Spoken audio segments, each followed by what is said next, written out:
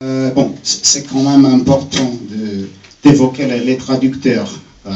Leur travail est assez important. Et de cet esprit-là, je voulais vous demander si vous avez travaillé avec votre traductrice roumaine, si vous l'avez connue, ou c'était quelque chose plutôt impersonnel. Ça. Non, je l'ai rencontré pour la sortie du livre, quand je suis venu en Roumanie, mais avec les traducteurs, ce que je disais pour les éditeurs tout à l'heure est tout aussi valable. C'est-à-dire qu'il y a des traducteurs qui, pendant la traduction, font des mails, posent plein de questions, et il y en a d'autres qui ne le font pas. Et évidemment, les deux choix sont suffisamment honorables. Il y en a qui essaient de trouver des solutions tout seuls, et puis d'autres qui posent beaucoup de questions.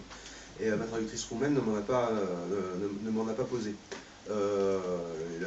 Après, j'ai eu d'autres traducteurs qui m'ont posé deux minuscules questions parce qu'ils ils savaient pas comment traduire telle ou telle chose, ou bien souvent c'est des questions qui ne sont pas des questions de langue, mais des questions de civilisation et de culture.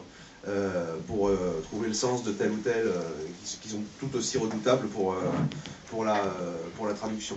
Et puis mon traducteur anglais me fait des très longues lettres de demande de questions, et comme il est allergique aux nouvelles technologies, il me les envoie par la poste, et c'est écrit à la plume avec un timbre, c'est assez sympathique, ouais, je lui réponds comme ça me permet d'écrire d'un point de vue manuscrit.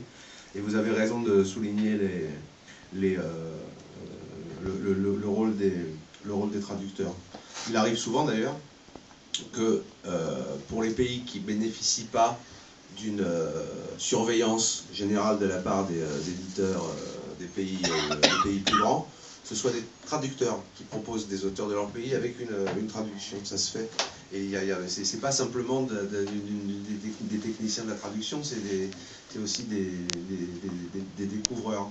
Et moi, sans doute plus que le prix Goncourt, la plus grande joie que j'ai eue avec mes livres, c'est la première fois que j'ai appris que je serais traduit, qui était en 2010.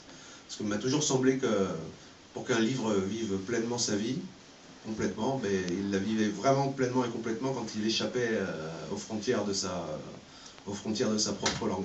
Sans compter que la traduction est un exercice absolument passionnant. Moi j'en ai fait un petit peu, je traduis du corse au français. Je traduis du corse au français. Beaucoup de...